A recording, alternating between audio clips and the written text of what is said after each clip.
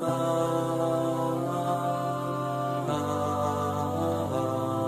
علیہ الصلاۃ والسلام کے صحابی حضرت انس بن مالک رضی اللہ تعالی عنہ یہ سرکار علیہ الصلاۃ والسلام کے خادم خاص تھے۔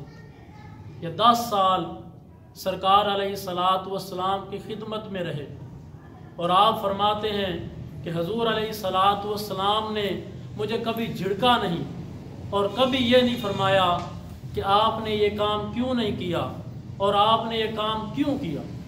یعنی سرکار علیہ الصلاۃ والسلام کی طبیعت سے اس طرح واقف تھے کہ حضور علیہ الصلاۃ والسلام کی پسند ہی حضرت انس بن مالک کی پسند تھی۔ تو حضرت انس بن مالک رضی اللہ تعالیٰ عنہ کے ہاں ایک مہمان جاتا ہے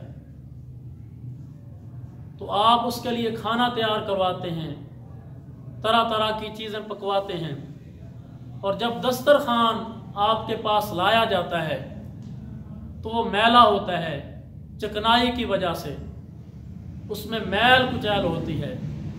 تو آپ اپنی لونڈی کو فرماتے ہیں کہ اسے تندور میں ڈال دو، اسے آگ میں ڈال دو۔ وہ مہمان پریشان ہو جاتا ہے کہ جب کپڑا میلا ہو جائے، اس میں چکنائی آ جائے تو اسے پانی کے ساتھ دھوتے ہیں، صابن استعمال کیا جاتا ہے، اور یہ فرما رہے ہیں کہ اسے آگ میں ڈال دو۔ تو لونڈی جاتی ہے، وہ تندور میں ڈال دیتی ہے، آگ میں ڈال دیتی ہے، اور مہمان منتظر ہوتا ہے کہ ابھی کہے گی کہ وہ جل گیا، ابھی کہے گی کہ وہ جل گیا، لیکن وہ بالکل صاف اور شفاف ہو جاتا ہے۔ وہ واپس لے کر آتی ہے تو وہ نکھرا ہوتا ہے۔ اس طرح کپڑے کو دھو دیا جاتا ہے تو وہ صاف ہو جاتا ہے، اسی طرح آگ نے اس کو صاف کر دیا ہوتا ہے۔ تو مہمان پوچھتا ہے حضرت انس بن مالک سے رضی اللہ تعالی عنہ، سوال کرتا ہے کہ انس بن مالک وجہ کیا ہے، معاملہ کیا ہے؟ آگ تو کپڑے کو جلا دیتی ہے اور آپ کے دسترخوان کو، آپ کے رومال کو آگ نے جلایا نہیں۔ تو حضرت انس بن مالک رضی اللہ تعالی عنہ جواب دیتے ہیں، فرماتے ہیں ایک مرتبہ میرے یہاں سرکار علیہ الصلاۃ والسلام تشریف لائے، آپ نے کھانا تناول فرمایا، پھر اس رومال سے، اس کپڑے سے اپنے ہاتھ مبارک صاف کیے، اپنا منہ مبارک صاف کیا۔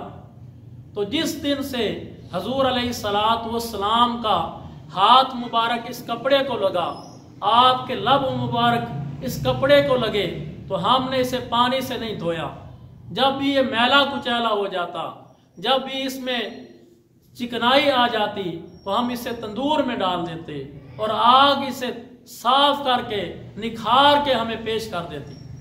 تو ہم اسے دھونے کے لیے پانی کے پاس نہ لے جاتے بلکہ تندور میں ڈال دیتے۔ تو حضرات محترم، جو چیز حضور علیہ الصلاۃ والسلام کے ساتھ لگ جائے اسے آگ بھی نہیں جلاتی۔ تو حضرات محترم، یہ تو ایک چیز ہے، بے جان چیز۔ جب انسان جو اشرف المخلوقات ہے، جو حضور علیہ الصلاۃ والسلام کا امتی ہے، حضور علیہ الصلاۃ والسلام سے محبت کرتا ہے، پیار کرتا ہے، وہ حضور علیہ الصلاۃ والسلام کی اتباع کرے، آپ کی پیروی کرے، آپ سے وہ جڑ جائے، تعلق قائم کر لے، تو اسے بھی جہنم کی آگ نہیں جلا سکتا۔